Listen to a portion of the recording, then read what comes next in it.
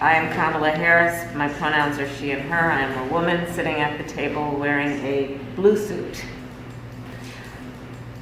This video is going to include discussions about racism, and because I am white, I am racist, classist, ableist, and I probably contribute to many other systems of marginalization that I am not aware of. All white people are racist, all men are misogynistic, all cisgender people are transphobic, all members of a majority are biased against the members of the minority or oppressed group.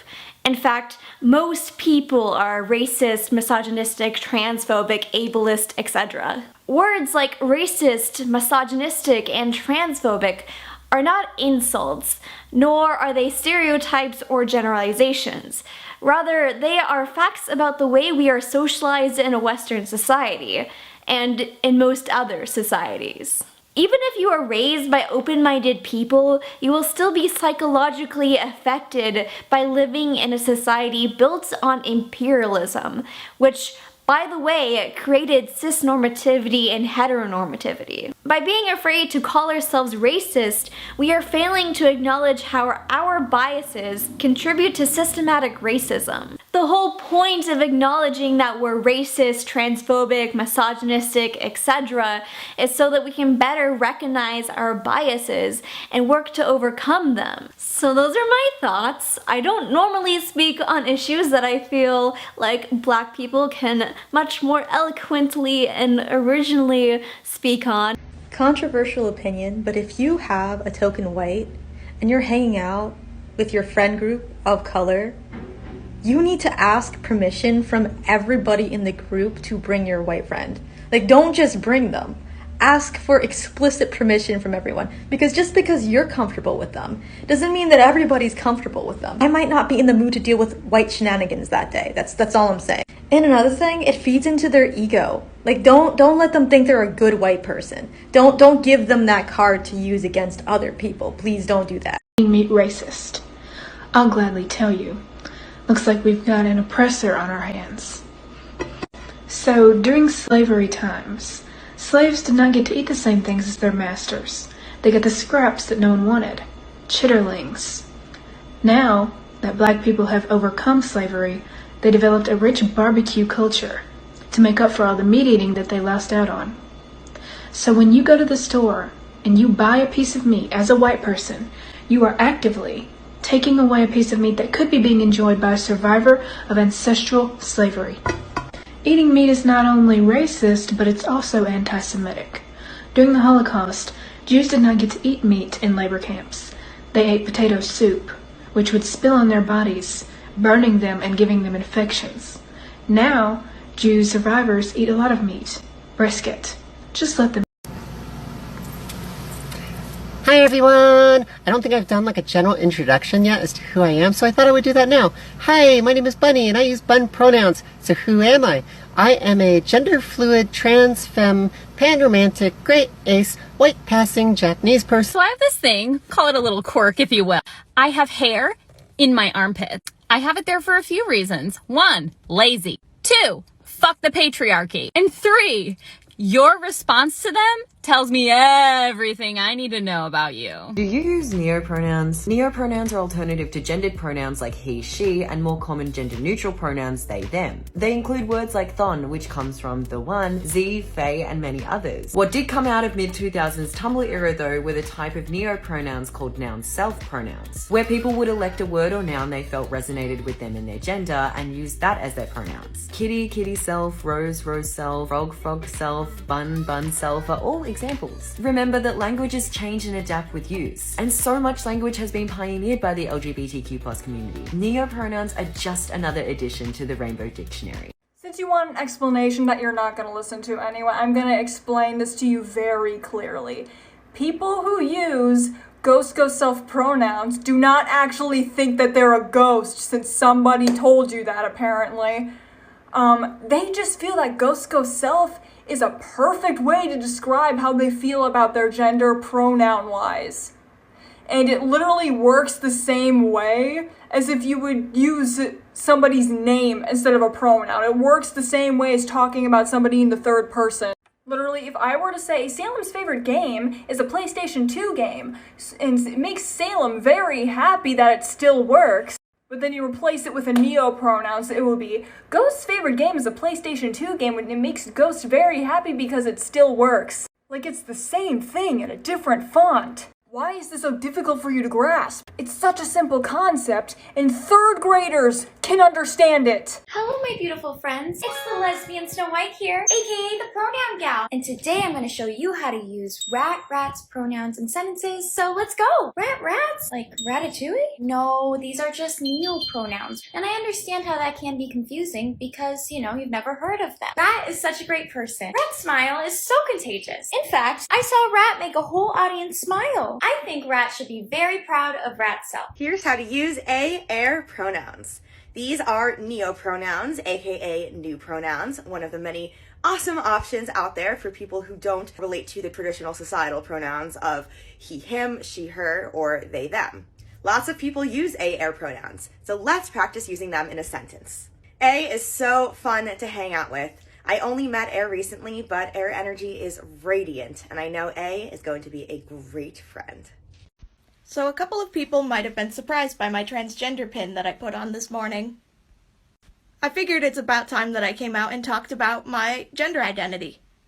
I am trigender, which means like a triangle, I have 3 genders: male, female, and non-binary. And the difference between trigender and gender fluid is that I feel all 3 of these genders at the same time. All the time. It doesn't ever shift or change, or where I feel one gender more strongly than the other, like gender fluid tends to be. Also, I should recognize and accept that a lot of people don't see non-binary as a 3rd gender. They see it as something completely separate from the binary of male and female. But for me, it's like a 3rd gender. Or I guess you could call it a 3rd identity. So how I feel gender-wise is like a man, like a woman, and as neither at the same time. I hope this clears things up, but let me know if you have any more questions. I'm happy to answer. So for me, gender is complicated because I would rather not be associated with it to the point where I would rather not be a human or even an animal. I would like to be an inanimate object. So I use its pronouns, but nobody uses them for me. I just have them in my bio. Nobody's comfortable with them. But I would like people to use them because that further removes me from the gender binary to the point where I am just an object. Just a piece of grass, if you will. So I would just like to not be a human being, let alone have a gender. Neopronouns are valid. Okay, but I don't even think I know what neopronouns are. Neopronouns are pronouns used in place of she, her, he, him, or they, them. Here are some common examples. But honestly, there are so many options. Almost any word can be a neopronoun. How would I even use them? Most people will lay out their neopronouns for you, and they'll do it in a they, them, theirs format. So let's use she, her, hers as an example. She went to the mall. Her hair looks cute. That bag is hers. Okay, but can I have another example? Absolutely. Let's do one a little bit more difficult. Bun, buns, bun self. This one is laid out in a different format, but we can still follow based on knowledge we have from seeing non-neopronouns laid out, such as they, theirs, themselves. So, Bun likes dogs. That dog is Buns. Bun picked it out, Bun self. But what if I can't figure it out? Should I just use they, them? No, don't do that. That is misgendering when you know someone's pronouns aren't they, them. Using correct pronouns falls under basic respect, no matter how weird they seem. And what if I want to try out neopronouns? I support you. That's cool, 100%. Like I said in the beginning, neopronouns are valid, and they can be used by anyone. They're just widely seen as taboo because cishet people hate using them. The sissies. Neopronouns are valid. What are your preferred pronouns? They, them. Oh, I've never heard those before. What are they? They're what's known as neopronouns. What are neopronouns? They're basically your own custom pronouns. When no other pronouns seem to fit, you come up with your own pronouns. Anything can really be a pronoun. Oh, how do I use them? It depends on the person and their pronouns. They, them follows a similar spelling to they and them, and even similar grammar rules like their and their. So they, them, themself, theirs, things like that. Oh, okay. And there are other neopronouns you said? Well, yeah, because they're customizable. Anything can be a pronoun, really. Oh, I didn't realize that you can customize your own pronouns. That's pretty cool. Thank you. I want to use neopronouns. What's that? Neo means new. A pronoun takes the place of a noun. So I could say Lily went to the moon, but instead I'd say she went to the moon. She is the pronoun. And for Barry, you'd say they went to the moon on a rocky ship. What if I used they, their pronouns? Huh? If I was telling you about Jordan, I might say they went to the moon and I followed there. How come you don't use they, them? I want to try different words that suit me better. Ones that aren't associated with gender binaries.